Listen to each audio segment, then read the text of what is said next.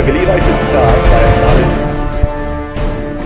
that the Jamaica Labour Party is very much seized of the critical challenges that the Jamaican economy faces today. We don't underplay them, and we see ourselves as playing a very critical role in the recovery of the economy. We see ourselves as part and parcel of the solution. We are not about to play a nightmare role. We don't want to do anything to destabilize the country, and we are not being obstinate and presenting any obstacles for the government. We must all accept, however, that the opposition has a role of oversight. If the government is doing something wrong, the opposition must sound the alarm. Within this context, we decided as an opposition that we would cooperate, participate, and where necessary, give critical support. You will notice the stark difference in response to a debt exchange. When the Jamaica Labour Party 3 years ago decided that it was necessary to execute a debt exchange, the response of the then opposition was to object strenuously. They labeled it a default. Very irresponsible. We have, however, taken a very different approach, where we gave cautious support, because the debt exchange executed now is against a different context than the debt exchange executed then. But the objective of reducing the national debt is still the same. So we agree with the objective. You have to reduce the national debt. Our issue is always with timing and sequencing. You must bear in mind that you are conducting a debt exchange in an environment of great uncertainty, declining confidence. When we executed the debt exchange, there was economic stability. The present government is executing a debt exchange with a dollar that is sliding and reserves that are depleting rapidly. That has an impact. And the government must also bear in mind that this is the second debt exchange. The market will receive it in a tentative way in the short term. But in the long term, effectively, bondholders and investors are going to make changes to their long-term portfolio decisions. In effect, what will happen in the long term is that people will be shying away from Jamaican dollar-denominated instruments to look for safer ground. My other great worry with this debt exchange is not just the shift in currency in terms of portfolio decisions, but the shift in location. So it's one thing to move from one currency to the next. It's another thing when that currency is in flight, seeking other destinations for safety. Next step. So we have to be cautious about it. So we agree with the objective, and we give cautious support, but we also have a duty to point out to the government that if you do this, please bear in mind the effects that could happen as a result. And we have done that without talking down the markets or affecting the take-up of the debt offer. So we were prepared to participate in anything that makes sense in achieving the national objective of reducing the debt. I have been at pains to say that the problems the JLP experienced were not JLP problems, and the problems that the PNP are now experiencing are not PNP problems. We have national problems, and it requires a national consensus. It requires leadership that can build trust. It requires leadership that creates a framework of participation and cooperation. We were slapped in the face, literally, on Tuesday in Parliament, when the taxation bomb was dropped. You know, an important part of getting through this difficult period is how leadership brings everybody to the table. You know, when I was making my presentations to the nation and explaining the position of the opposition, and then to hear ridiculous comments being made when I'm merely executing my constitutional role, I was prepared to ignore trivia.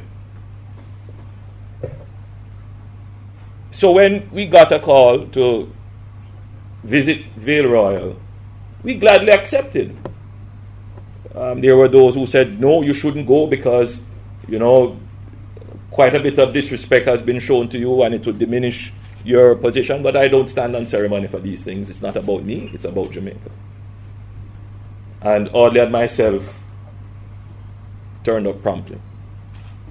Willing to participate, willing to share, willing to play our role in coming to the solution. Prime Minister did not turn up, sent apologies. Again, we don't stand on ceremony. We want to play our part, play our role. We got a brief from the Minister of Finance and the other members of the civil service who were there. On our way out, we saw the private sector members who would have been probably given a similar brief. We came to Parliament quite well prepared, gave instructions to the PAAC chairman that we should expedite the review of the supplementary budget, all in our role of cooperating and participating, moving everything through very quickly. And then to hear of this tax package. This is a breach of trust. This is a failure in governance. You can't be asking people in your public statements, it is time for the country to unite and all stakeholders must get on board, and then you turn around and slap them in the face, as you have done with this tax package. This is the second breach of trust and the second failure of governance of this government.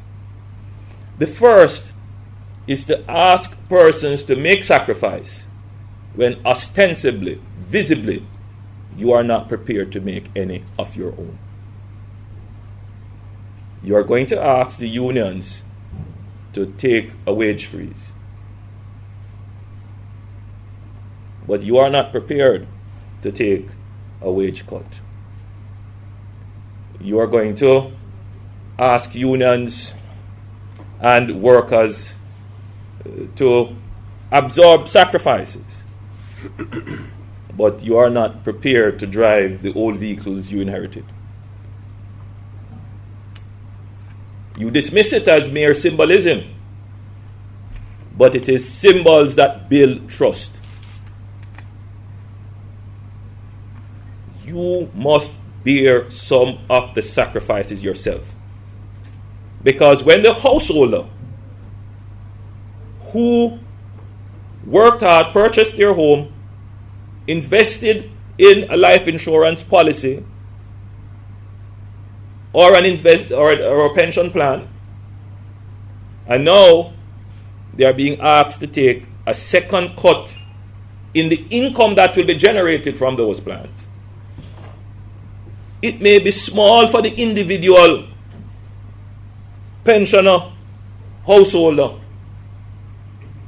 but collectively it contributes to the national solution. So don't come to me with this silly argument that what the government will take in a salary cut is small. I'm certain it will be larger than any individual bondholder now. Government must make sacrifices of its own. The political party that forms the government must make the sacrifice as well. So, This is the second breach of good governance principles. But let's put that aside. It is going to be very difficult for the government to repair the breach in trust. And I think people are still looking on very suspiciously on the government if they are very serious about change and reform. But let's put that aside.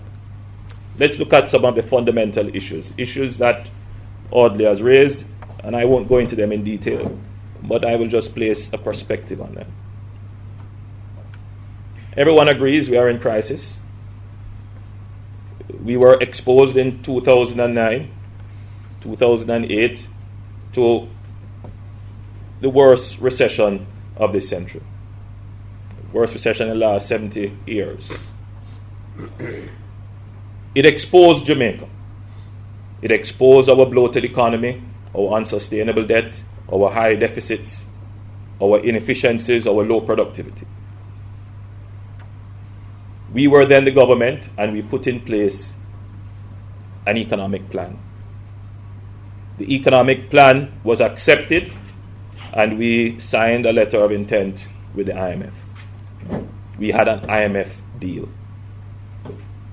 We began executing some of those prior actions. We did have our challenges. These are not easy things to do. These are not things that governments take lightly, because it calls for readjustment, it calls for great sacrifice. We recognize that there would have been, and there needs to be, some amount of austerity. But we also recognize that we must put in place a growth inducement strategy. Now, when people hear talk about austerity, they immediately say, well, hardships. Austerity would be those policies that contract government, increase government's take out of the economy through taxes, and redistribute or readjust incomes. Growth inducement would be those policies that reduce regulation, simplify regulation, gives incentives for investment, and gives more money for people to spend. The challenge that any government faces is, how do you balance austerity, which are those policies that you would want to cater towards reducing your debt and your deficit, and growth inducement, which are those policies needed to increase the size of your economy. This government is not seized of the distinction between the two policies. This government does not understand how it can be done. This government is merely focused on a crisis. They are not focused on the opportunity that the crisis presents. This government does not understand economy. It does not understand the free market. It does not understand business. It does not understand investment. This government is way over their heads. It took them 1 year and a month to reach to this point. And during the point of delay, the targets that they have to meet to satisfy signing a deal, those targets are increasing. The national debt has increased, and therefore the primary surplus target must increase. The economic variables indicators have deteriorated in the time that they have wasted. So a part of the problem that we are experiencing now and the hardships that we are being asked to bear is as a result of the delay inaction by the government. And that is a point that must not be underestimated. That is a point that must be made over and over and over and over again. Delay is deadly for the economy. And that is what we are experiencing now. But there are some other points to be made. If you are in this crisis, and this crisis requires adjustment, sacrifice. So we need to reduce the debt, we need to reduce our deficits, we need to cut our expenditure. What is it that you are going to offer persons in exchange for that sacrifice? Where is the hope? We hear about all kinds of investments to come. And they are good. They will help. But they will not help significantly. We have already seen many investments coming into Jamaica. And it has not impacted on growth. Why? Because there are some fundamental issues that have to be addressed in our economy. So this government has put in place a tax package, an austere tax package, a tax package that gives no hope. Remember, the government in May last year came with a significant tax package, $23 billion annualized. And now they come with another huge tax package. And I want to reinforce the point that Audley made. The $11 billion, in addition to the 16, is effectively a tax. It is effectively a tax. That $11 billion coming from the NHT. Now, the question is, where is the growth inducement strategy?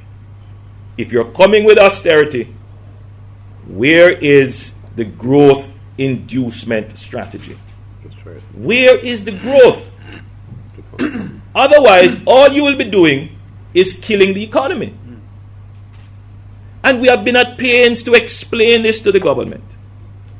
Taxation is not tax reform.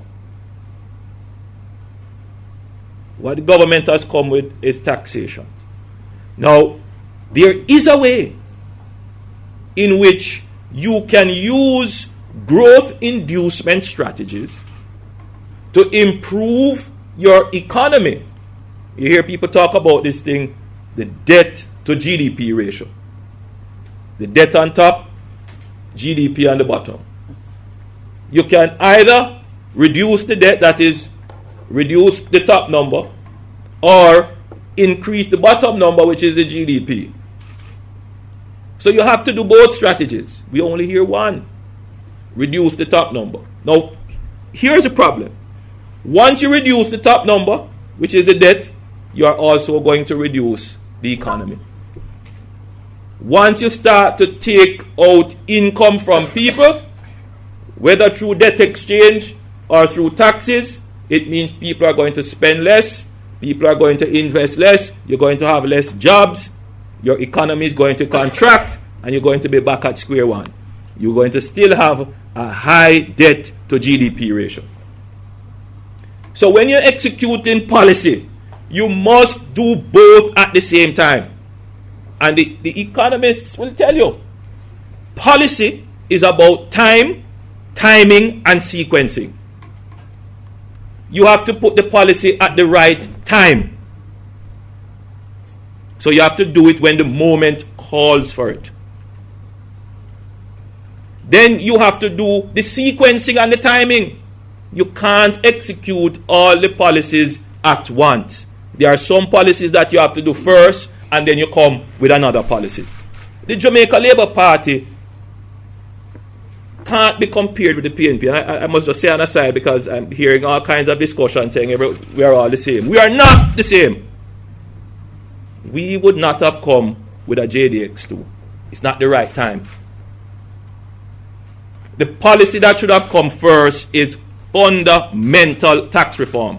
Fundamental tax reform is not part of the austerity package. That's part of the growth inducement package. Right. When we were the government, we already went through some austerity.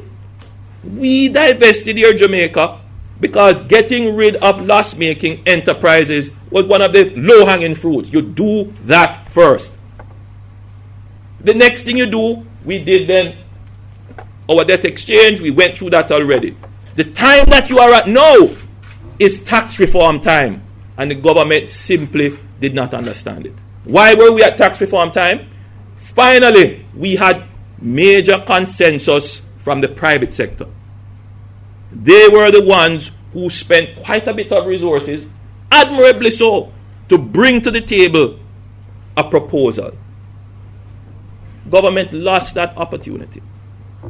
What the government presented as tax reform is rubbish. Fundamental reforms necessary, and therefore tax reform should have been done within the first 2 or 3 months after the election. You would have been in a better place, because tax reform is not about more taxes. It is about simplifying your tax system, increasing your tax base. In effect, tax reform creates the incentives for growth. We hear the minister talk about removing waivers and hardly allude to it. You have to have a comprehensive vision, right? Our policy was to reduce rates in the critical areas that drive economy. And then that would, in effect, reduce the demand for waivers. Now we hear the minister hiking up taxes and at the same time saying, well, we're going to take away waivers. How business going to function? How business going to function? It is just incoherent planning and policy. The framework has to be, first and foremost, bring down the rates, increase compliance. We may have to very well look at things such as a major tax amnesty and forgiveness to encourage persons to come into the tax net. You may very well have to look at properly utilizing all the funds that have been given to us in terms of improving tax reform and tax collection and tax administration.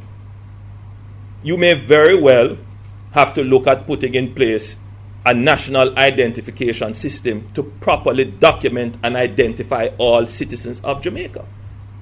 Those are the things that form part of policy reform of what we call growth inducement. So I don't want people to think that we could not have done it any better or differently. That's not the case. We had a framework that meant reducing taxation. And you know why it is important? The country is already at its taxable limit. These taxes, majority of them won't be collected. Let's take, for example, the tax on dividend. Just to show you that government doesn't understand it. We developed the junior stock exchange. It was a means of getting equity into investment. Not debt, but equity into investment. This is just going to kill it.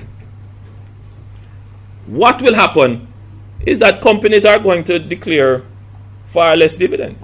You're going to effectively kill your stock market. Why this tax? Why? Let's look at the transaction tax and transfer tax. That was needed to spur the construction industry, spur real estate development. What is the signal that this sends? Let's take NHT. Now, great debate about NHT having significant reserves. It is true, they do have significant reserves. Part of that significant reserve buildup is because they are heavily invested in government paper. Heavily invested in government paper.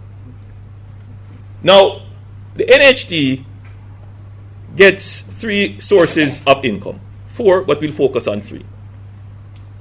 They get the employer's contribution, they get the employee's contribution, and they get returns from mortgages they make. They get income from investments that they make as well.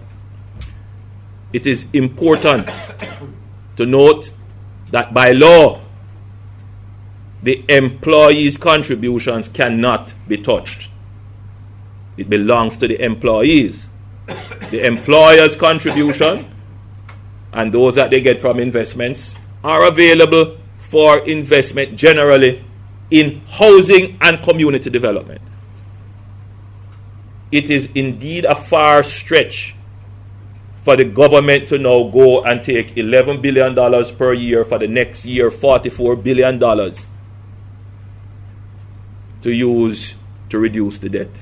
We question the legality of it, and we are examining it now, and we make the public call that the government should also seek the advice of the Solicitor General on this matter.